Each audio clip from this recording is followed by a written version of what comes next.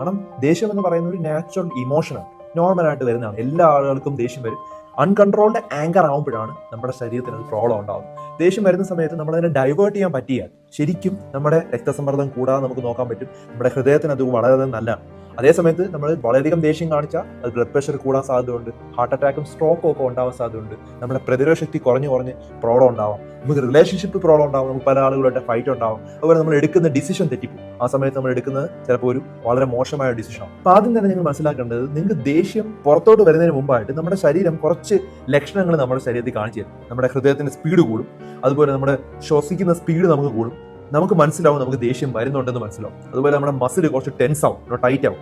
നമ്മുടെ face ചൂടാകുകയും flush ആകുകയും നമ്മുടെ ചിരി അങ്ങ് നമ്മുടെ മുഖത്തു നിന്ന് മാറുകയും ചിലപ്പം ചില ആളുകൾ കൈ ഇങ്ങനെ മുഷ്ടി ചുരുട്ടും, വോയിസ് നല്ല ലൗഡർ ആക്കാൻ ശ്രമിക്കും. ഇതൊരു എയർലി അലാറമാണ്. അവിടെ നമുക്ക് റെക്കഗ്നൈസ് ചെയ്യാൻ പറ്റിയാൽ നമ്മളത് പുറത്തോട്ട് വരുന്നത് നമുക്ക് കൺട്രോൾ ചെയ്യാൻ പറ്റില്ല. ഇമ്മീഡിയറ്റ്ലി എന്ത് ചെയ്യണം? പോസ് ചെയ്യാം. ഇപ്പൊ ഞാൻ ദേഷ്യപ്പെടില്ല, ഒരു 3-4 സെക്കൻഡ് കഴിയട്ടെ, 5 സെക്കൻഡ് കഴിയട്ടെ, ഒന്ന് ശ്വാസം വലിച്ചെടുക്കുക, ശ്വാസം പതുക്കെ സാവധാനത്തിലോട്ട് വിടുക. അങ്ങനെ വരുമ്പോൾ തന്നെ നമ്മൾ പറയുന്ന പല വാക്കുകൾ അവിടെ കുറയും. അത്രയും ഹൈ ഇന്റൻസിലോട്ട് പോകാതെ നമ്മൾ വളരെ ബുദ്ധിപൂർവ്വമായിട്ട് സംസാരിക്കാനുണ്ട്. കാരണം നമ്മൾ ചിന്തിച്ചു. അപ്പൊ ആങ്കർ മാനേജ് ചെയ്യുന്നതിന് ഏറ്റവും ഫസ്റ്റ് ആയിട്ടുള്ള കാര്യം അത് റെക്കഗ്നൈസ് ചെയ്യുക. Pose button is very important. ആ പോസ് ബട്ടൺ ടെക്നിക്ക് വളരെ ഫേമസ് ആയിട്ടുള്ള പല ആളുകളും പറയുന്നതാണ്. പിന്നെ നമ്മൾ അവിടെ നിന്ന് കഴിഞ്ഞാലാണ് പ്രശ്നം. Walk away. If the situation is too heated, walk away. ഞാൻ എപ്പോഴും പറയുന്ന കാര്യമാണ്. നിങ്ങൾക്ക് അവിടെ ഹാൻഡിൽ ചെയ്യാൻ പറ്റുന്നില്ല എന്ന് തോന്നുവാണെങ്കിൽ എത്രയും വേഗം കൂൾ ഡൗൺ ചെയ്യുന്ന ഒരു കാര്യം ഫിസിക്കൽ ഡിസ്റ്റൻസ് ആണ്.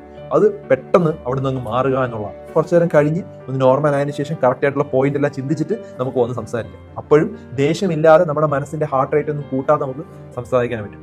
ദേഷ്യം കുറയ്ക്കുന്ന വേറൊരു മാർഗം പറയട്ടെ, നല്ല തണുത്ത വെള്ളം മുഖത്ത് ഒഴിച്ചാൽ മതി. അപ്പോഴും നമ്മുടെ ഹാർട്ട് റേറ്റ് കുറയും, നമ്മൾ പെട്ടെന്ന് നമ്മുടെ ആ ദേഷ്യം അങ്ങ് കുറയും, വളരെ കൂളാവും. വളരെ എഫക്റ്റീവ് ആയിട്ടുള്ള ഒരു മാർഗ്ഗമാണ്. പല ആളുകളും സക്സസീവ് ആണെന്ന് പറഞ്ഞ മെത്തേഡാണ്.